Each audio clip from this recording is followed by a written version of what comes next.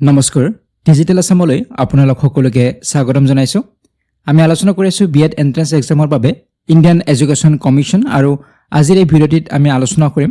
Post independent সময়ছোৱাৰ আন এখন ইম্পৰ্টেণ্ট কমিশ্যন এইখন হৈছে কোঠাৰী কমিশ্যন গতিকে কোঠাৰী কমিশ্যনৰ ওপৰত আমি কিছু এমসিকিউ কুৱেশ্যন আলোচনা কৰিম আৰু লগতে ইম্পৰ্টেণ্ট যিখিনি পইণ্টছ আছে সেই পইণ্টছখিনি আমি ডিসকাস কৰিম তো যদি আপোনালোকে এতিয়াও আগৰ ক্লাছেছ সমূহ চোৱা নাই বিএড এন্ট্ৰেন্সৰ প্লেলিষ্টত গৈ আপোনালোকে সকলোবোৰ ক্লাছে চাব পাৰিব আৰু এইখিনিতে মই জনাব বিচাৰিছো যদি আপোনালোকে বিএড এন্ট্ৰেন্স এক্সামৰ প্ৰিপাৰেচন কৰিব বিচাৰে এই পিডিএফ কোৰ্সটো আপোনালোকে পাৰচেজ কৰিব পাৰে ইয়াত আপোনালোকে টিচিং এপ্টিটিউডৰ নোটছ বা এথিক্সৰ notes educational issues reasoning numerical abilities general knowledge English current affairs এই সকলোবিলাকে আপোনালোকে পাব তো ইয়াৰ বাবে আপোনালোকে ডিজিটেল আসাম মোবাইল এপটো ডাউনলোড কৰিব লাগিব তাত আপোনালোকে কোৰ্সসমূহ পাৰচেজ বা এক্সেছ কৰিব পাৰিব ঠিক আছে তো আমি এতিয়া আৰম্ভ কৰিছো আজিৰ ভিডিঅ'টি তো প্ৰথম কুৱেশ্যনটোলৈকে আহিছো তো প্ৰথম কুৱেশ্যনটো আলোচনা কৰাৰ আগতে আন এটা কথা ক'ব বিচাৰিম যে লাষ্ট যেটো ভিডিঅ' আছিল মুডালিয়াৰ কমিশ্যন তো তাত দুটা কনফিউজন আছিল তো সেই কনফিউজন দুটাৰ বিষয়ে আমি আলোচনা কৰিম তো যিসকলৰ কনফিউজন আছিল কনফিউজনটো নিশ্চয় দূৰ কৰিব পাৰিম তো প্ৰথম কুৱেশ্যনটোলৈকে আহিছো প্ৰথম কুৱেশ্যনটো সুধিছে in which year was the Kothari commission appointed তো আমি প্ৰতিখন কমিশ্যনৰে কেতিয়া এপইণ্ট কৰা হৈছিল এটো ইম্পৰ্টেন্ট হয় মনত ৰাখিব প্ৰতিখন কমিশ্যনৰে তো কোঠাৰী কমিশ্যন কেতিয়া এপইণ্ট কৰা হৈছিল তো ইয়াৰ উত্তৰটো হ'ব অপচন নম্বৰ বি হ'ব 1964 গতিকে 1964 14 জুলাই তাৰিখত ইয়াক গঠন কৰা হৈছিল গভৰ্ণমেণ্ট অফ ইণ্ডিয়াৰ দ্বাৰা আৰু এইখন নেশ্যনেল এডুকেশ্যন কমিশ্যন হয় কোঠাৰী কমিশ্যন এইখন 1964 14 জুলাই তাৰিখত এপইণ্ট কৰা হৈছিল ঠিক আছে তো এই বিষয়ে আমি আলোচনা কৰিম ইয়াৰ চেয়াৰম্যান কোন হয় কি ইয়াৰ মূল উদ্দেশ্য কি আছিল গোটেইবিলাক ইম্পৰ্টেন্ট পইণ্টছ বিলাক আমি আলোচনা কৰিম তো পৰৱৰ্তী কুৱেশ্যনটোলৈকে গৈছো কুৱেশ্যন নম্বৰ 2 লৈকে ইয়াতে সুধিছে who was the chairman of the Kothari commission যে কোঠাৰী কমিশ্যনৰ চেয়াৰম্যান কোন আছিল তো উত্তৰ হ'ব option number B D S Kothari গতিকে শৰ্ট ফৰ্মত আমি ডক্টৰ ডি এছ কোঠাৰী বুলি জানো আৰু যদি আমি ফুল ফৰ্মটো আমি চাব যাওঁ তেনেহলে হৈছে দৌলত সিং কোঠাৰী ডক্টৰ দৌলত সিং কোঠাৰী এটো মনত ৰাখিব তেওঁ আছিল কোঠাৰী কমিশ্যনৰ চেয়াৰম্যান নেক্সট কুৱেশ্যনটোলৈকে আহিম কুৱেশ্যন নম্বৰ 3 লৈকে ইয়াতে সুধিছে the Kothari commission is also known as যে কোঠাৰী কমিশ্যনক আৰু কি নামেৰে জনা যায় যেহেতু ডিএছ কোঠাৰী ইয়াৰ চেয়াৰম্যান আছিল সেইকাৰণে ইয়াক কোঠাৰী কমিশ্যন বুলি জনা যায় কিন্তু ইয়াৰ অৰিজিনেল যেটো নাম হেতু কি হয় হেতু হৈছে প্ৰশ্ন তো ইয়াৰ উত্তৰটো হ'ব অপচন নম্বৰ সি হ'ব এডুকেশ্যন কমিশ্যন অপচন নম্বৰ সি এডুকেশ্যন কমিশ্যন বুলি ইয়াক জনা যায় গভৰ্ণমেণ্ট অফ ইণ্ডিয়া ইয়াক ফৰ্ম কৰিছিল গঠন কৰিছিল আৰু যেহেতু ডিএছ কোঠাৰী ইয়াৰ চেয়াৰম্যান আছিল সেইকাৰণে ইয়াক কোঠাৰী কমিশ্যন বুলিও জনা যায় আন এটা পইণ্ট মনত ৰাখিব কেতিয়াবা এডুকেশ্যন কমিশ্যন বুলি নাথাকিব পাৰে নেশ্যনেল এডুকেশ্যন কমিশ্যন বুলিও থাকিব পাৰে বা ইণ্ডিয়ান এডুকেশ্যন কমিশ্যন বুলিও থাকিব পাৰে ঠিক আছে তো নেক্সট কুৱেশ্যন লৈকে আহিম এতিয়া কুৱেশ্যন নম্বৰ 4 লৈকে ইয়াতে সুধিছে the report of Kothari commission is commonly associated with যে যেটো ৰিপৰ্ট দিয়া হৈছিল কোঠাৰী কমিশ্যনৰ এটো কিহৰ লগত জড়িতকৰণ কৰিব পাৰি যে লাৰ্নিং বাই ডুইঙৰ ওপৰত দিয়া হৈছে এডুকেশ্যন এণ্ড নেশ্যনেল ডেভেলপমেণ্ট ন্যায় তালিম নে বেসিক এডুকেশ্যন তো ইয়াৰ উত্তৰটো হ'ব অপচন নম্বৰ বি হ'ব এডুকেশ্যন এণ্ড নেশ্যনেল ডেভেলপমেণ্ট যে কোঠাৰী কমিশ্যনৰ মূল উদ্দেশ্য আছিল যে এডুকেশ্যনটোক ডেভেলপ কৰিব লাগে আৰু বা এডুকেশ্যন যেটো সিস্টেম আছিল এইটো ডেভেলপ কৰিব লাগে আৰু নেশ্যনেল ডেভেলপমেণ্ট হ'ব লাগিব আমাৰ নেশ্যনৰ ডেভেলপমেণ্ট হ'ব লাগিব এডুকেশ্যনৰ জৰিয়তে তো এই দুটা মূল উদ্দেশ্য আছিল তো এইটো আপোনালোকে মনত ৰাখিব লাগিব কোঠাৰী কমিশ্যনৰ এডুকেশ্যনৰ জৰিয়তে যাতে নেশ্যনেল যেটো প্ৰগ্ৰেছ আমাৰ ৰাষ্ট্ৰখনৰ যেটো প্ৰগ্ৰেছ হ'ব বা ৰাষ্ট্ৰখনৰ যেটো প্ৰডাক্টিভিটি উৎপাদনৰ যেটো ক্ষমতা বা সোশ্যাল যেটো ট্ৰান্সফৰমেশ্যন সমাজ সংস্কাৰ এইবিলাক যাতে হলনি হ'ব পাৰে বা এইবিলাক যাতে উন্নত হ'ব পাৰে তাৰ কাৰণে এই এডুকেশ্যনক সিলেক্ট কৰা হৈছে বা এডুকেশ্যনৰ জৰিয়তে এডুকেশ্যনৰ ডেভেলপমেণ্টৰ জৰিয়তে নেশ্যনেল ডেভেলপমেণ্ট কৰিব লাগিব আৰু নেশ্যনেল ডেভেলপমেণ্ট মানে ইয়াত নেশ্যনেল যেটো প্ৰগ্ৰেছ বা প্ৰডাক্টিভিটি যে উৎপাদনশীলতা বাঢ়িব লাগিব ভোকেশনাল ট্ৰেইনিঙৰ ওপৰত গুৰুত্ব দিয়া হৈছিল আৰু যাতে পঢ়া শুনা কৰাৰ পিছত স্কিল ডেভেলপমেণ্ট হোৱাৰ পিছত তেওঁলোকে কৰ্মসংস্থাপন পায় আৰু প্ৰডাক্টিভিটি বাঢ়িব আৰু সোশ্যাল যেটো ট্ৰান্সফৰমেশ্যনো হ'ব সমাজৰ যেটো সংস্কাৰ যিবিলাক সেই সময়ছোৱাত অন্ধবিশ্বাস আছিল কুসংস্কাৰ আছিল সেইবিলাক যাতে আঁতৰি যায় তো এনে ধৰণৰ নেশ্যনেল ডেভেলপমেণ্টৰ এটা এইম ৰাখিছিল কোঠাৰী কমিশ্যনে এডুকেশ্যনৰ জৰিয়তে এডুকেশ্যনৰ ডেভেলপমেণ্টৰ জৰিয়তে ঠিক আছে তো এইটো আছিল মূল ইয়াৰ এইম আছিল কোঠাৰী কমিশ্যনৰ এতিয়া আহিম নেক্সট কুৱেশ্যনলৈকে কুৱেশ্যন নম্বৰ 5 লৈকে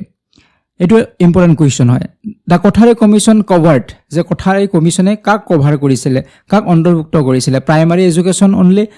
secondary education only higher education only নে অল লেভেলছ অফ এডুকেশ্যন। যেনে আমি আগৰ যিখন কমিশ্যন পালোঁ মুডালিয়াৰ কমিশ্যন, তো মুডালিয়াৰ কমিশ্যনে ক'ত গুৰুত্ব দিছিলে, কিহৰ ওপৰত কভাৰ কৰিছিলে, কিহৰ ওপৰত ৰিপৰ্টটো দিছিলে, যে ছেকেণ্ডাৰী এডুকেশ্যনৰ ওপৰত, যিটো বিড আছে অপশ্যন নম্বৰ বিড। তো আমি আগত তেনেদৰে পাইছোঁ, হায়াৰ এডুকেশ্যনৰ ক্ষেত্ৰতো পাইছোঁ, ৰাধাকৃষ্ণন কমিশ্যনৰ কথা পাইছিলোঁ, প্ৰাইমাৰী এডুকেশ্যনৰ কথাও পাইছোঁ। তো এই কমিশ্যনবিলাকে পাৰ্টিকুলাৰ এটা ছেকশ্যনক গুৰুত্ব দিছিলে, গোটেই এডুকেশ্যন ছিষ্টেমটোৰ ওপৰত গুৰুত্ব দিয়া নাছিলে। অকল কোনোবা এখনে ছেকেণ্ডাৰী এডুকেশ্যনৰ ডেভেলপমেণ্টৰ কথা কৈছে, কোনোবা এখনে হায়াৰ এডুকেশ্যনৰ ডেভেলপমেণ্টৰ কথা কৈছে, বা কোনোবা এখনে প্ৰাইমাৰী এডুকেশ্যনৰ ডেভেলপমেণ্টৰ কথা কৈছে। কিন্তু কোঠাৰী কমিশ্যন হৈছে একমাত্ৰ কমিশ্যন যিখন কমিশ্যনে গোটেই লেভেলছৰ যি এডুকেশ্যন আছে, গোটেই লেভেলৰ এডুকেশ্যনৰ কথা ইয়াতে কৈছিলে, গুৰুত্ব দিছিলে। কম্প্ৰিহেনচিভ ডেভেলপমেণ্টৰ কথা ইয়াতে কৈছিলে, যে প্ৰাইমাৰী এডুকেশ্যনৰ কথাও কৈছে, ছেকেণ্ডাৰী এডুকেশ্যনৰ কথাও কৈছে, বা হায়াৰ ছেকেণ্ডাৰী এডুকেশ্যনৰ কথাও কৈছে, বা এই সকলোবিলাককে ইয়াত এক্সামিন কৰা হৈছে, পৰীক্ষা কৰা হৈছে, বা কি কি ইয়াত ড্ৰবেক আছে, কেনেদৰে ইয়াক উন্নতি কৰিব পৰা যাব। তো এই গোটেইবিলাক ছাজেশ্যন দিছিলে প্ৰতিটো লেভেলছতে। গতিকে ইয়াত উত্তৰ হ'ব অপশ্যন নম্বৰ ডি হ'ব। তো এইটো বহুত ইম্পৰ্টেণ্ট হয়, মনত ৰাখিব। তো এইখনে প্ৰথমখন কমিশ্যন আছিলে ইণ্ডিয়াৰ, যিখন কমিশ্যনে কম্প্ৰিহেনচিভলি এক্সামিন কৰিছিলে গোটেইকেইটা লেভেলছ অফ এডুকেশ্যনক, আৰু গোটেই এডুকেশ্যন ছিষ্টেমটোৰ ডেভেলপমেণ্টৰ কথা ইয়াত কৈছিলে। অকল হায়াৰ এডুকেশ্যনৰ ডেভেলপমেণ্টৰ কথা কোৱা নাই, বা লোৱাৰ বা প্ৰাইমাৰীৰ কথা কোৱা নাই, বা ছেকেণ্ডাৰীৰ কথা কোৱা নাই, গোটেই এডুকেশ্যন ছিষ্টেমটোৰ ডেভেলপমেণ্টৰ কথা ইয়াতে কৈছিলে, প্ৰি প্ৰাইমাৰীৰ পৰা একেবাৰে ইউনিভাৰ্চিটি লেভেললৈকে। ঠিক আছে, তো এইটো মনত ৰাখিব। নেক্সট এতিয়া কুৱেশ্যনলৈকে আহিম, কুৱেশ্যন নম্বৰ 6লৈকে। ইয়াতে সুধিছে some of the major recommendations of Kothari commissions on higher educations are, যে হায়াৰ এডুকেশ্যনৰ ক্ষেত্ৰত কোঠাৰী কমিশ্যনে কি কি মেজৰ ৰেকমেণ্ডেশ্যন দিছিলে, পৰামৰ্শ দিছিলে, এই বিষয়ে ইয়াত ষ্টেটমেণ্ট দিয়া হৈছে। 5টা ষ্টেটমেণ্ট দিয়া আছে, কোনকেইটা শুদ্ধ হয় এইটো হৈছে প্ৰশ্ন। গতিকে কোঠাৰী কমিশ্যনে প্ৰাইমাৰীৰ ওপৰতো কৈছে, ছেকেণ্ডাৰীৰ কথাও কৈছে, হায়াৰ এডুকেশ্যনৰ কথাও কৈছে, কিন্তু এই প্ৰশ্নটো আমাক হায়াৰ এডুকেশ্যনৰ ওপৰত সুধিছে। তো ইয়াৰে উত্তৰ হ'ব আমাৰ অপশ্যন নম্বৰ 3 হ'ব, বি, চি, ডি। গতিকে বি, চি আৰু ডি এই তিনিটা ৰেকমেণ্ডেশ্যন দিছিলে হায়াৰ এডুকেশ্যনৰ ক্ষেত্ৰত। বিত কি কৈছে, যে select teachers at the national level, যে যিবিলাক টিচাৰ আমি চিলেক্ট কৰিম হায়াৰ এডুকেশ্যনৰ বাবে এইবিলাক নেশ্যনেল লেভেলৰ হ'ব লাগিব। চিত কি কৈছে, যে restrict the expansion of higher education, higher এডুকেশ্যনক এক্সপাণ্ড কৰাৰ ক্ষেত্ৰত ৰেষ্ট্ৰিকশ্যন লগাব লাগিব। অকল হায়াৰ এডুকেশ্যন বঢ়ালে নহ'ব, অকল ইনষ্টিটিউশ্যন বঢ়ালে নহ'ব, গতিকে তাত সা সুবিধাখিনিও থাকিব লাগিব। গতিকে এক্সপানশ্যনৰ ক্ষেত্ৰত ৰেষ্ট্ৰিকশ্যনৰ কথা কৈছিলে। আৰু ডিত কৈছিলে provide autonomy to the university, যে ইউনিভাৰ্চিটিৰ ক্ষেত্ৰত তেওঁলোকক স্বাধীনতা দিব লাগিব, একাডেমিক ক্ষেত্ৰত বা এডমিনিষ্ট্ৰেটিভ ক্ষেত্ৰত, যাতে তেওঁলোকে নিজে কণ্ট্ৰল কৰিব পাৰে, তাত যাতে কোনো তৃতীয় পক্ষৰ তাত বাধা দিব নোৱাৰে, গভৰ্ণমেণ্টৰ কোনো ইণ্টাৰফেৰেঞ্চ নাথাকে। তো এই অট'নমিৰ ওপৰতো গুৰুত্ব দিছিলে। তো নিশ্চয় বুজি পাইছে যে টিচাৰ্ছ কি হ'ব লাগিব, এট দ্য নেশ্যনেল লেভেলৰ হ'ব লাগিব।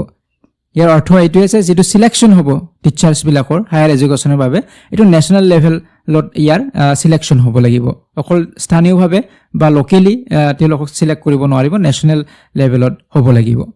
তেওঁলোকৰ যি কোৱালিফিকেশ্যন হ'ব, যি তেওঁলোকৰ এলিজিবিলিটিৰ ক্ৰাইটেৰিয়া থাকিব, তো এইটো সকলোৰে বাবে একেই হ'ব লাগিব, অল ইণ্ডিয়াত একেই হ'ব লাগিব। তো তেনেধৰণে ইয়াত ছাজেশ্যন দিয়া হৈছিলে। তাৰপিছত দ্বিতীয়তে আমি কি পালোঁ, যে এক্সপানশ্যন যিটো হ'ব হায়াৰ এডুকেশ্যন, তাত ৰেষ্ট্ৰিকশ্যন লগোৱা হৈছে। গতিকে ইয়াত কোৱালিটি এডুকেশ্যনৰ ওপৰত গুৰুত্ব দিছে। গতিকে অকল বঢ়ালেই নহ'ব, সংখ্যা বঢ়ালেই নহ'ব, গতিকে যাতে হায়াৰ এডুকেশ্যনটো কোৱালিটি মেইনটেইন কৰিব পাৰে, বা ইয়াৰ ইনফ্ৰাষ্ট্ৰাকচাৰ বা আন্তঃগাঁথনি বা যিখিনি ৰিচোৰ্চ লাগিব সেইখিনি যাতে সকলো ল'ৰা ছোৱালীয়ে যথেষ্ট পৰিমাণে পায়, তো তেনেধৰণৰ ব্যৱস্থা কৰিব লাগিব, সেই বিষয়ে উল্লেখ কৰিছে। গতিকে অকল সংখ্যাত বঢ়ালে নহ'ব, তো তাৰ কাৰণে ইয়াক ৰেষ্ট্ৰিকশ্যন দিয়া হৈছিলে এক্সপানশ্যনৰ ক্ষেত্ৰত। ঠিক আছে, তো তাৰ পিছত পইণ্টটো মই কৈছোঁ যে ইয়াত ইউনিভাৰ্চিটিবিলাকক কি কৰা হৈছিলে, অট'নমি তেওঁলোকক প্ৰভাইড কৰিব লাগিব, মানে তেওঁলোকৰ কণ্ট্ৰল থাকিব লাগিব ইউনিভাৰ্চিটিৰ একাডেমিক ক্ষেত্ৰত বা এডমিনিষ্ট্ৰেটিভ ক্ষেত্ৰত, স্বাধীনতা দিব লাগিব ইউনিভাৰ্চিটিবিলাকক, যাতে তেওঁলোকে নিজাববীয়াকৈ কিছুমান কাম কৰিব পাৰে, সকলো ক্ষেত্ৰতে গভৰ্ণমেণ্টৰ ইণ্টাৰফেৰেঞ্চ থাকিব নালাগিব, এই বিষয়ে উল্লেখ কৰিছিলে। ঠিক আছে, তো নেক্সট কুৱেশ্যনটোলৈকে আহিম এতিয়া, কুৱেশ্যন নম্বৰ 7লৈকে। ইয়াতে সুধিছে what language policy did the commission introduce, যে এই কমিশ্যনে কোঠাৰী কমিশ্যনৰ কথা সুধিছে ইয়াতে, যে কোঠাৰী কমিশ্যনে কি লেংগুৱেজ পলিচিৰ কথা উল্লেখ কৰিছিলে, ইণ্ট্ৰডিউচ কৰিছিলে, যে English as the only medium, 2 language formula, 3 language formula, নে Sanskrit as a compulsory language. তো ইয়াৰ উত্তৰটো হ'ব অপশ্যন নম্বৰ চি হ'ব, 3 লেংগুৱেজ ফৰ্মুলা। গতিকে কোঠাৰী কমিশ্যনে ইণ্ট্ৰডিউচ কৰিছিলে 3 লেংগুৱেজ ফৰ্মুলা ইণ্ট্ৰডিউচ কৰিছিলে। এতিয়া ইয়াতে কনফিউজন আমাৰ আহিব, কাৰণ আমি মুডালিয়াৰ কমিশ্যনতো এই বিষয়ে পাইছিলোঁ 3 লেংগুৱেজ ফৰ্মুলাৰ কথা। তো কি ডিফাৰেঞ্চ আছে দুটাৰ ক্ষেত্ৰত মই ক'ম। তো এইটো আমি আগতে আলোচনা কৰি লৈছোঁ যে 3 ল্যাঙ্গুৱেজ মানে ইয়াতে কোঠাৰী কমিশ্যনে কি ল্যাঙ্গুৱেজৰ কথা কৈছে তিনিটা ভাষাৰ শিক্ষা প্ৰথম ভাষাটো হৈছে মাদাৰ টাং অৰ ৰিজনাল ল্যাঙ্গুৱেজ প্ৰথম ভাষাটো মাতৃভাষা হ'ব পাৰে বা আঞ্চলিক ভাষা তেওঁলোকৰ হ'ব পাৰে যেনে আমাৰ অসমত অসমীয়া ভাষা আমি ব্যৱহাৰ কৰোঁ প্ৰথম ভাষা হিচাপে তাৰ পিছত দ্বিতীয় যেটো ভাষা হ'ব আমাৰ সেকেন্ড ল্যাঙ্গুৱেজত হিন্দী স্পিকিং ষ্টেটছ বিলাকৰ ক্ষেত্ৰত ইংলিছ হ'ব কাৰণ যেহেতু তেওঁলোকৰ হিন্দী স্পিকিং ষ্টেটত প্ৰথম ভাষাটোৱে হিন্দী হয় গতিকে দ্বিতীয় ভাষা তেওঁলোকৰ ইংলিছ হ'ব কিন্তু আমাৰ ক্ষেত্ৰত যদি চাওঁ দ্বিতীয় ভাষা আমি হিন্দী ব্যৱহাৰ কৰোঁ তৃতীয় ভাষা আমি ইংলিছ ব্যৱহাৰ কৰিছোঁ কিন্তু হিন্দী স্পিকিং ৰাজ্যবিলাকত দ্বিতীয় ভাষা ইংলিছ হ'ব নাইবা ইংলিছৰ সলনি তেওঁলোকে আৰু বেলেগ মডাৰ্ণ ইণ্ডিয়ান ল্যাঙ্গুৱেজ ল'ব পাৰে মই আগৰ ক্লাছতো কৈছিলোঁ উৰ্দু ল'ব পাৰে সংস্কৃত ল'ব পাৰে এইবিলাক ল'ব পাৰে ঠিক আছে আৰু আমি যিবিলাক নন হিন্দী স্পিকিং ষ্টেটছ আছে যিবিলাক ৰাজ্যত হিন্দী কোৱা নহয় যেনে আমাৰ অসমৰ কথা আমি কওঁ আমি হিন্দী ল'ব পাৰোঁ বা ইংলিছো আমি সেকেন্ড ল্যাঙ্গুৱেজ ল'ব পাৰোঁ ঠিক আছে অকল হিন্দী স্পিকিংৰ বাবে সেকেন্ড ল্যাঙ্গুৱেজ হিন্দী নহ'ব কাৰণ তেওঁলোকৰ প্ৰথম ল্যাঙ্গুৱেজটোৱে হিন্দী হ'ব তো থাৰ্ড ল্যাঙ্গুৱেজৰ ক্ষেত্ৰত আমি যিবিলাক হিন্দী স্পিকিং ষ্টেটছ আছে তেওঁলোকে ইংলিছ ল'ব পাৰে বা মডাৰ্ণ ইণ্ডিয়ান ল্যাঙ্গুৱেজ তেওঁলোকে ল'ব পাৰে যদি তেওঁলোকে সেকেন্ড ল্যাঙ্গুৱেজ ইংলিছ লৈছিলে তেনেহ'লে থাৰ্ড ল্যাঙ্গুৱেজ তেওঁলোকে কি ল'ব বেলেগ মডাৰ্ণ ইণ্ডিয়ান ল্যাঙ্গুৱেজ তেওঁলোকে ল'ব পাৰে সংস্কৃত বা উৰ্দু বা এনে ধৰণৰ যিকোনো ল'ব পাৰে আৰু যদি তেওঁলোকে দ্বিতীয় ভাষা তেওঁলোকে সংস্কৃত বা উৰ্দু এনে ধৰণৰ লৈছিলে তেতিয়াহ'লে তেওঁলোকে তৃতীয় ভাষাটো ইংলিছ ল'ব পাৰিব আৰু বাকি নন হিন্দী স্পিকিং যিবিলাক ৰাজ্য আছে যেনে ধৰক আমাৰ অসমৰ কথাই কওঁ তেনেহ'লে আমি তৃতীয় ভাষা ইংলিছো ল'ব পাৰোঁ বা আমি যিকোনো বেলেগ ইণ্ডিয়ান ল্যাঙ্গুৱেজ ল'ব পাৰোঁ ঠিক আছে গতিকে মূল কথাটো হৈছে প্ৰথম ভাষা যদি আমি অসমৰ ক্ষেত্ৰত যদি কওঁ আমি অসমীয়া ল'লোঁ দ্বিতীয় ভাষাটো আমি ইংলিছো ল'ব পাৰোঁ হিন্দীও ল'ব পাৰোঁ তৃতীয় ভাষাটো ঠিক তেনেদৰে যদি আমি দ্বিতীয় ভাষা হিন্দী লৈছোঁ তৃতীয় ভাষা ইংলিছ ল'লোঁ যদি দ্বিতীয় ভাষা ইংলিছ লৈছোঁ তৃতীয় ভাষাটো আমি হিন্দী ল'ব লাগিব তো তেনেধৰণে আমি ল'ব পাৰোঁ আৰু এইটো আছিলে 3 ল্যাঙ্গুৱেজ ফৰ্মুলা যেটো কোঠাৰী কমিশ্যনে ইন্ট্ৰোডিউস কৰিছিলে আৰু 2020ৰ যেটো এনইপিৰ ক্ষেত্ৰতো ইয়াত ৰিএফাৰ্মেশ্যন কৰিছে আৰু তেওঁলোকে ইয়াত উল্লেখ কৰিছে এই কোঠাৰী কমিশ্যনৰ যেটো ফৰ্মুলা এই ফৰ্মুলাটোকে তেওঁলোকে কন্টিনিউ কৰিছে কিন্তু এটা তেওঁলোকে ইয়াত ক্লিয়াৰ কৰিছে এইটো হৈছে at least 2 of the 3 languages must be native to India গতিকে তিনিটা ভাষা থাকিব তিনিটা ভাষাৰ কিন্তু দুটা ভাষা ভাৰতীয় ভাষা হ'বই লাগিব এই বিষয়ে এনইপি 2020 ত উল্লেখ কৰিছে স্পষ্টভাৱে তিনিটা ভাষাৰ দুটা ভাষা কি হ'ব লাগিব ইণ্ডিয়ান হ'ব লাগিব ঠিক আছে তো এতিয়া আমি কনফিউজনটোলৈকে আহিছো যেটো আমি পাইছিলো লাষ্ট ক্লাছত মুডালিয়াৰ কমিশ্যনত কুৱেশ্যন নম্বৰ 6 আছিল তো এই কুৱেশ্যনটোত আমাৰ সুধিছিলে যে which of the following were recommended by the Mudaliar কমিশ্যনে তলৰ কোন কেইটা ৰেকমেন্ড কৰিছিলে তো এই কুৱেশ্যনটো প্ৰিভিয়াছ ইয়াৰত অহা কুৱেশ্যনে এটো নেট এক্সামত আহিছিলে এটো কুৱেশ্যন মই কুৱেশ্যন নিজে বনাই দিছো তেনে ধৰণৰ নহয় তো এই কুৱেশ্যনটো যদি আমি চাও মুডালিয়াৰ কমিশ্যনৰ ক্ষেত্ৰত এইটো কাৰেক্ট হয় যে 3 ল্যাঙ্গুৱেজ ফৰ্মুলা তাৰ পিছত ভোকেশনাল তাৰ পিছত যে 2 নম্বৰ আছিল secondary cycle after 8 years elementary এইটো কাৰেক্ট আছিল আৰু ভোকেশনাল গাইডেন্স এইটো কাৰেক্ট আছিল কিন্তু 4 নম্বৰটো মুডালিয়াৰ কমিশ্যনে ৰেকমেন্ড কৰা নাছিল ঠিক আছে আমাৰ উত্তৰটো ইয়াতে আমি পাইছিলো লাষ্ট ক্লাছত আলোচনা কৰিছো উত্তৰটো আমাৰ আছিল সি নম্বৰ আছিল 1 2 and 3 তো এই বিষয়ে আলোচনা কৰিছিলো এতিয়া ইয়াত ডিফাৰেন্সটো কি যে মুডালিয়াৰ কমিশ্যনে কিন্তু অকল সেকেন্ডাৰী এডুকেশ্যনৰ কথাহে কৈছে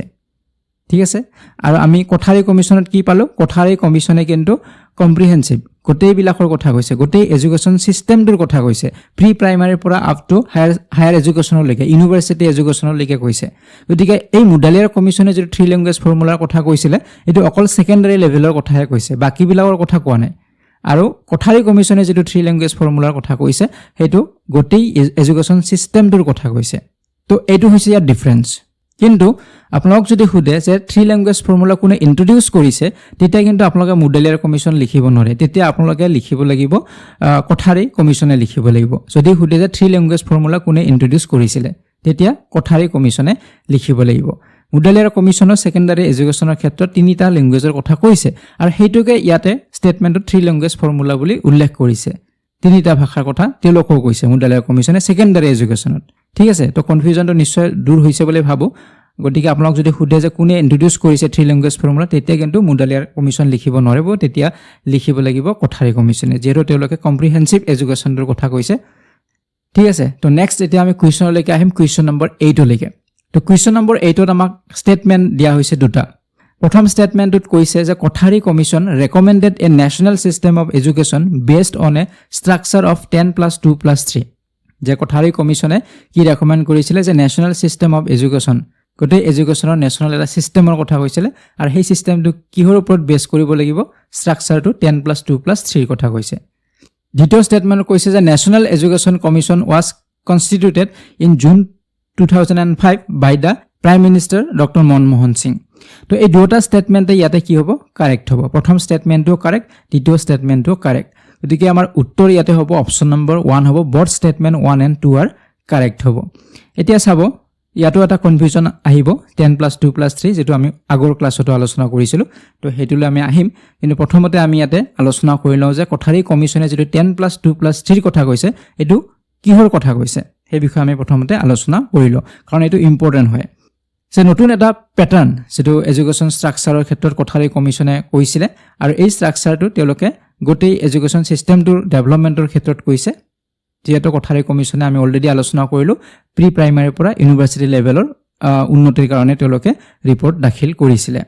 তো এতিয়া এই 10 + 2 + 3 যদি আপোনালোকে চাই প্ৰি স্কুল ষ্টেজ এটা দিছিলে তেওঁলোকে কি দিছিলে প্ৰি স্কুল ষ্টেজ আৰু ইয়াতে তেওঁলোকে 1 ৰ পৰা 3 বছৰলৈকে থাকিব প্ৰি স্কুল ষ্টেজত তাৰ পিছত আহিব প্ৰাইমাৰী এডুকেশন ষ্টেজ আৰু এই ষ্টেজত থাকিব 7 ৰ পৰা 8 বছৰ থাকিব আৰু এই 7 ৰ পৰা যে 8 বছৰ হ'ব এইটো তেওঁলোকে ভাগ কৰিছে দুটা ভাগত ভাগ কৰিছে এটা হৈছে 4 বা 5 বছৰ লোৱাৰ প্ৰাইমাৰী ষ্টেজত থাকিব লাগিব আৰু 3 বা 2 বছৰ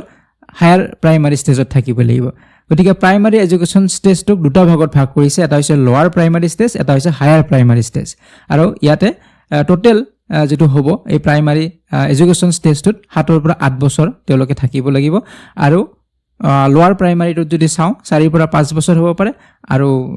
হায়াৰটোত হ'ব 3 ৰ পৰা 2 বছৰ হ'ব পাৰে গতিকে হে 4 হ'ব পাৰে 5 হ'ব পাৰে তেনে ধৰণে তেওঁলোকে দিছিলে তাৰ পিছত লোৱাৰ সেকেন্ডাৰী ষ্টেজ আহিব এটা হেটো হ'ব 3 বা 2 বছৰ হ'ব 1 ৰ পৰা 3 লৈকে vocational education higher secondary education stage থাকিব তাৰ পিছত 2 বছৰ হ'ব এটো আৰু হায়াৰ এডুকেশন ষ্টেজ এটা থাকিব এটো হায়াৰ এডুকেশনত 3 বছৰ থাকিব গতিকে ফাৰ্স্ট ডিগ্ৰী কোৰ্স হ'ব এটো তো এনে ধৰণে তেওঁলোকে 10 + 2 + 3 ৰ কথা কৈছিলে কিন্তু আমি আগৰ ক্লাছটোত মুডালিয়াৰ কমিছনৰ ওপৰত যেটো কোৱেশ্চন পাইছিলো কোৱেশ্চন নম্বৰ 4 ত আমি সুধিছিলো এটো যে which of the following was recommended as the pattern of secondary education by the Mudaliar commission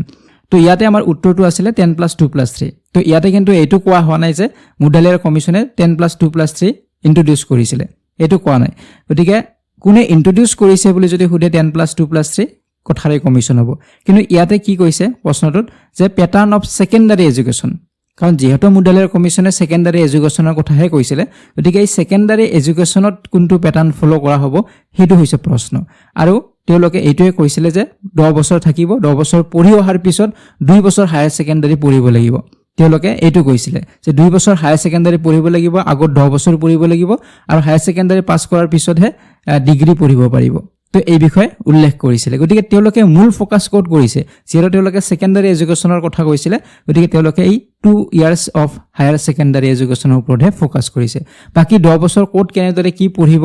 সেই বিষয়ে কিন্তু তেওঁলোকে উল্লেখ কৰা নাই প্ৰি প্ৰাইমাৰী যেনেদৰে কোঠাৰী কমিছনে ডিটেইলছত দিয়া হৈছে যে প্ৰি প্ৰাইমাৰীত কিমান হ'ব প্ৰাইমাৰীত আকৌ দুটা ভাগ তো এইবিলাক ডিটেইলছত তেওঁলোকে দিয়া নাই তেওঁলোকৰ ফোকাস আছিল অনলি সেকেন্ডাৰী এডুকেশনৰ ওপৰত ঠিক আছে গতিকে তেওঁলোকৰ যেটো স্ট্ৰাকচাৰ এই স্ট্ৰাকচাৰটো এইটোৱে স্ট্ৰাকচাৰ আছিল 10 + 2 + 3 কিন্তু তেওঁলোকে কম্প্ৰিহেনসিভ এডুকেশনৰ কথা যেটো কোৱা নাই গটেকিটা লেভেল অফ এডুকেশনৰ কথা যেটো কোৱা নাই গতিকে এটুক আমি ধৰিব নোৱাৰো যদি হুদে 10 + 2 + স্ট্ৰাকচাৰ কোনে ইন্ট্ৰোডিউস কৰিছিলে তেতিয়া কোঠাৰী কমিছনে আপোনালোকে লিখিব ঠিক আছে নিশ্চয় ক্লিয়াৰ হৈছে কনফিউজন দুটা এতিয়া আমি আহিম নেক্সট কুৱেশ্চনলৈকে আমাৰ আজিৰ ভিডিঅ'ৰ নেক্সট কুৱেশ্চনটোলৈকে কুৱেশ্চন নম্বৰ 9 লৈকে কুৱেশ্চন নম্বৰ 9 ত সুধিছে curriculum should be revised periodically based on research this is the suggestion of যেটা সাজেশনটোত কি লিখা আছে যে কাৰিকুলাম পাঠ্যক্ৰম should be revised পাঠ্যক্ৰম ৰিভাইজ হৈ থাকিব লাগিব periodically সময়ে সময়ে ৰিভাইজ হৈ থাকিব লাগিব কিহৰ ওপৰত বেছ কৰি ৰিসাৰ্চ কৰিব লাগিব এনে যদি আমি পাঠ্যক্ৰম বিলাক কাৰিকুলাম বিলাক সলনি কৰি থাকো তেনে ধৰণে নহব গতিকে পাঠ্যক্ৰম আমাৰ সলনি হ'ব লাগিলে তাৰ ওপৰত ৰিসাৰ্চ কৰিব লাগিব আৰু ৰিসাৰ্চৰ ওপৰত বেছ কৰি আমি কি চেঞ্জেস আনিব লাগিব হেতু চেঞ্জ কৰিব লাগে তো এই বিষয়ে সাজেশন দিছিলে কোনে দিছিলে হেতু হৈছে প্ৰশ্ন উত্তৰ হ'ব অপচন নম্বৰ এ কোঠাৰী কমিছনে সাজেশন দিছিলে যে কাৰিকুলাম পিৰিয়ডিক্যালি চেঞ্জ হ'ব লাগিব কাৰণ সময় অতিক্ৰম কৰাৰ লগে লগে আমাৰ কাৰিকুলাম বিলাক চেঞ্জ হ'বই লাগিব কাৰণ সময় আমাক যি বিচাৰিব লৰা ছোৱালী যিখিনি নিডছ থাকিব সেই নিডছ অনুযায়ীহে আমি লৰা ছোৱালীক দিব লাগিব গতিকে তাৰ ওপৰত ৰিসাৰ্চ হ'ব লাগিব যে ল'ৰা ছোৱালীৰ কি প্ৰয়োজন, কি তেওঁলোকে জানিব লাগিব, কি জানিলে তেওঁলোকে ভৱিষ্যতে তেওঁলোকৰ উন্নতি হ'ব। তো এইবিলাক ৰিচাৰ্চ কৰি আমি পিৰিয়ডিকেলি কি হ'ব কাৰিকুলাম ৰিভাইজ হৈ থাকিব লাগিব, এই বিষয়ে ছাজেশ্যন দিছিলে কোঠাৰী কমিশ্যনে। ঠিক আছে, নেক্সট কুৱেশ্যনলৈকে আহিছোঁ, কুৱেশ্যন নম্বৰ 10লৈকে। ইয়াতে সুধিছে science and mathematics should be taught on a compulsory basis to all pupils as the part of general education during first 10 years of schooling. Who suggested this? So, এটা suggestion দিছিলে যে science আৰু mathematics বিজ্ঞান আৰু গণিত শিকাব লাগিব, কম্পালসাৰিলি শিকাব লাগিব, বাধ্যতামূলকভাৱে শিকাব লাগিব, গোটেই ল'ৰা ছোৱালীকে, সকলো ল'ৰা ছোৱালীকে শিকাব লাগিব। যেটো আমাৰ জেনেৰেল এডুকেশ্যন আমি পাইছিলোঁ, প্ৰথম 10 বছৰ জেনেৰেল এডুকেশ্যন হ'ব।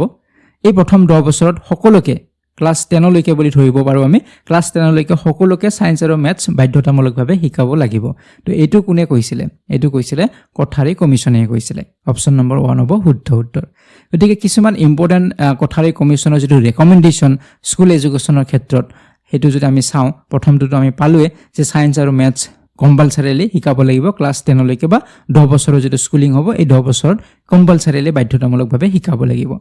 তাৰপিছত আমি যদি চাওঁ প্ৰাইমাৰী ক্লাছেছৰ ক্ষেত্ৰত, প্ৰাইমাৰী ক্লাছেছত সায়েন্স টিচিং দিব লাগিব, বিজ্ঞানৰ শিক্ষা দিব লাগিব, কিন্তু চাইল্ডৰ এনভাইৰনমেণ্টৰ ওপৰত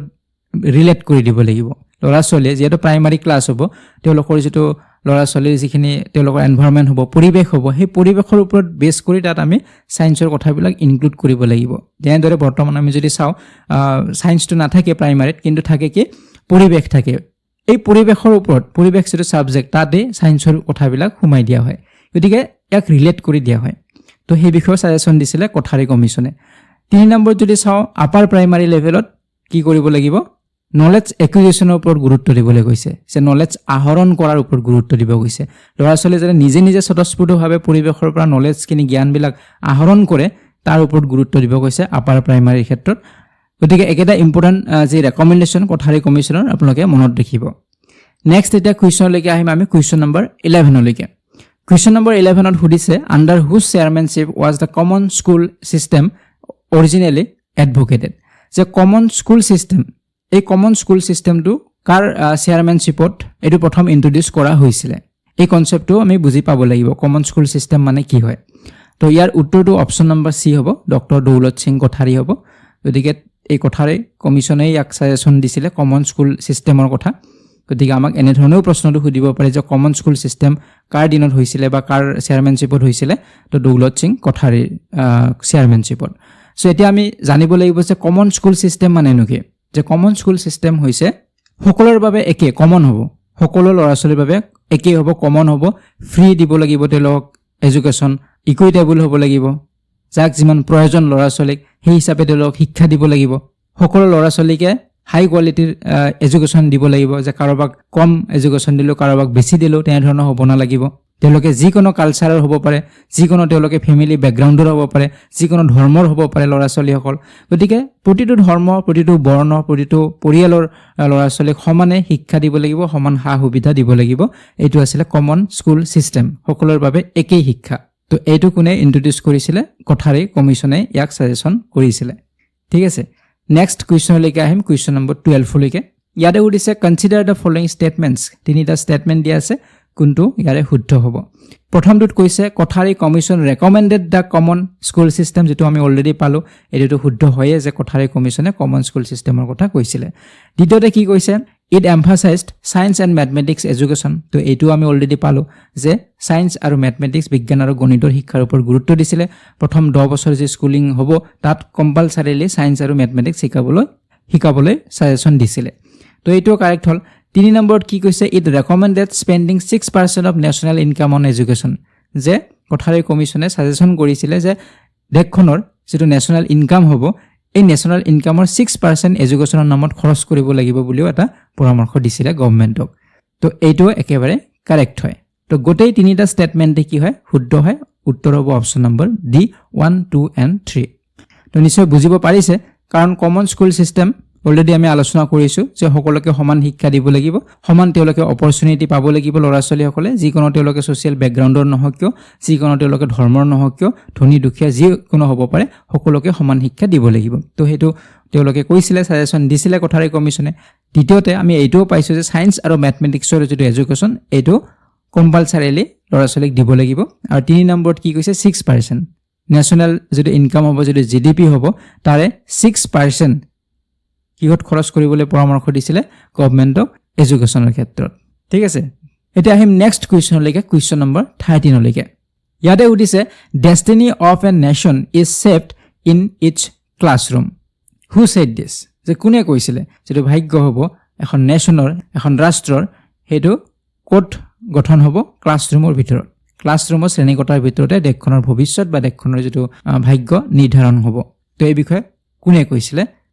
উত্তৰ হ'ব অপচন নম্বৰ এ কোঠাৰী কমিছনে কৈছিলে যেহেতু কোঠাৰী কমিছনে নেশ্যনেল ডেভেলপমেণ্টৰ কথা কৈছে নেশ্যনখনক ডেভেলপ কৰাৰ কথা কৈছে কিহৰ জৰিয়তে এডুকেশ্যনৰ জৰিয়তে সেই কাৰণে তেওঁলোকে কৈছে যে ক্লাছৰুম মানে স্কুলৰ কথা কৈছে এডুকেশ্যনৰ কথা কৈছে সেই এডুকেশ্যনেহে দেশখন কোনফালে যাব দেশখনৰ ভৱিষ্যত কি হ'ব হেতু সুনিশ্চিত কৰিব তো নিশ্চয় বুজিব পাৰিছে যে ক্লাছৰুমৰ যেটো টিচিং হ'ব এই ক্লাছৰুমৰ টিচিংটো যিমানে হাই কোৱালিটিৰ হ'ব যিমানে ভাল এডুকেশ্যন দিব হিমানে দেশখনৰ ভৱিষ্যত বা দেশখনৰ ভাগ্য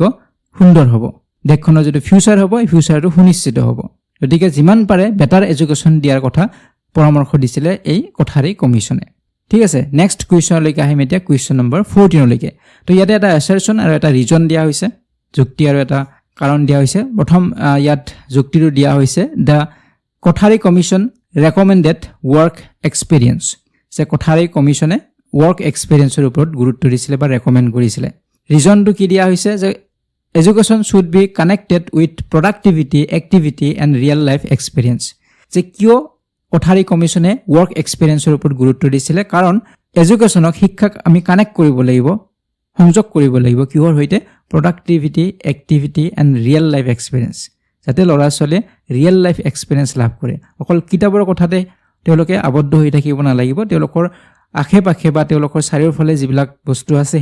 সেইবিলাকৰ জৰিয়তে তেওঁলোকে আহৰণ কৰিব লাগিব জ্ঞান গতিকে ইহঁতৰ ৰিয়েল লাইফ এক্সপেৰিয়েন্স হ'ব লাগিব তেতিয়াহে ইহঁতৰ সেই কিতাপৰ কথাবিলাক বা যি তেওঁলোকে এডুকেশ্যন লৈছে সেইখিনি ইহঁতৰ বাস্তৱ জীৱনত কামত আহিব নহলে কিতাপৰ কথা কিতাপতে থাকিব হেয়া বাস্তৱ জীৱনত আমাৰ কেতিয়াও কামত নাহিব তো হেতুৰ ওপৰত গুৰুত্ব দিছে যাতে ল'ৰা ছোৱালীয়ে শিক্ষা লাভ কৰি তেওঁলোকে ভৱিষ্যতে কিবা প্ৰডাক্টিভিটি বা তেওঁলোকে উৎপাদন কৰিব পাৰে তেওঁলোকে সৃষ্টিশীলতা তেওঁলোকৰ হয় তো তাৰ ওপৰত গুৰুত্ব দিছিলে গতিকে আমি ক্ৰিয়েটিভ হ'ব লাগিব আমাৰ এডুকেশ্যন কি হ'ব লাগিব ক্ৰিয়েটিভ হ'ব লাগিব শিক্ষাৰ জৰিয়তে আমি কিবা সৃষ্টি কৰিব পাৰিব লাগিব গতিকে দুটাই শুদ্ধ হয় যেটো এছাৰচন দিছে হেতু শুদ্ধ আৰু যেটো ৰিজন দিয়া হৈছে হেতু শুদ্ধ উত্তৰ হ'ব অপচন নম্বৰ এ হ'ব both a and r are true and r explains a এটা আছে আজিৰ ভিডিঅ'ৰ শেষৰটি প্ৰশ্ন কুৱেশ্যন নম্বৰ 15 লৈকে ইয়াতে সুধিছে which of the following statements regarding the Kothari commission are correct যেটোৰ কোনটো কোঠাৰী কমিছনৰ কোনটো ষ্টেটমেন্ট কাৰেক্ট হয় it was constituted in 1964 তো এটোৰ প্ৰথম ষ্টেটমেন্টটো শুদ্ধ হয় আমি অলৰেডি পাইছো যে কোঠাৰী কমিছন কেতিয়া কনস্টিটিউট হৈছিল গঠন হৈছিল 1964 তাৰ পিছত কৈছে Daulat Singh Kothari was the chairman of the commission এইটো কাৰেক্ট হয় যে দৌলত সিং কোঠাৰী চেয়াৰম্যান আছিল কমিছনৰ 3 নম্বৰত কি কৈছে it suggested compulsory education up to the age of 14 তো এইটো কাৰেক্ট হয় যে 14 বছৰ বয়সলৈকে compulsory educationৰ কথা কৈছে কোঠাৰী কমিছনে So 4 number statementot কৈছে যে it also focused on agriculture education তো এইটো কারেক্ট হয় যেহেতু আমি অলরেডি পালো যে ন্যাশনাল ডেভেলপমেন্টৰ ওপৰত গুৰুত্ব দিছে কোঠাৰী কমিছনে গতিকে ন্যাশনাল ডেভেলপমেন্ট কেন্দ্ৰৰে হ'ব কৃষিৰ জড়িত হ'ব এগ্ৰিকালচাৰৰ জড়িত গতিকে লৰা ছোৱালীক এগ্ৰিকালচাৰৰ লগত জড়িত কৰিবলৈ কোৱা হৈছিল যে ইহঁতৰ শিক্ষা যি হ'ব শিক্ষাৰ জড়িত যাতে ইহঁতে এগ্ৰিকালচাৰাল যিবিলাক প্ৰডাক্টিভিটি কেন্দ্ৰৰে বঢ়াব পাৰে সেইবিলাকৰ ওপৰত তেওঁলোকে স্কিল ডেভেলপ কৰিব পাৰে তো তাৰ ওপৰতো গুৰুত্ব দিয়া হৈছিল যেটো কৰ্মমুখী শিক্ষাৰ ওপৰত গুৰুত্ব দিছিল তো এইটো কাৰেক্ট হয় তো উত্তৰ অপচন নম্বৰ কি হ'ব ডি হ'ব অল স্টেটমেন্টস আৰ কাৰেক্ট তো এইটো ভিডিওত আমি কোঠাৰী কমিছনৰ ওপৰত ইম্পৰ্টেন্ট যিখিনি পইণ্টস বা এমসিকিউ কোৱেশ্চনস সেইখিনি আমি আলোচনা কৰিলো নিশ্চয় আপোনাৰ কনসেপ্ট কিছু পৰিমাণে ক্লিয়াৰ হৈছে যে কোঠাৰী কমিছনে কি কি সাজেশন দিছিলে বা কিহৰ ওপৰত কাম কৰিছিলে তো কনসেপ্টখিনি থাকিলে যিকোনো কোৱেশ্চন এক্সামত সুধিলো আপোনালোকে অপচন চাই এনসাৰটো কৰিব পাৰিব ঠিক আছে তো আজিৰ এই ভিডিওটি ইমানখিনি আছিল পৰৱৰ্তী ভিডিওত আপোনালোকক পুনৰবাৰ লগ পোৱাৰ আশাৰে ভিডিওটিৰ পৰা বিদায় লৈছো ধন্যবাদ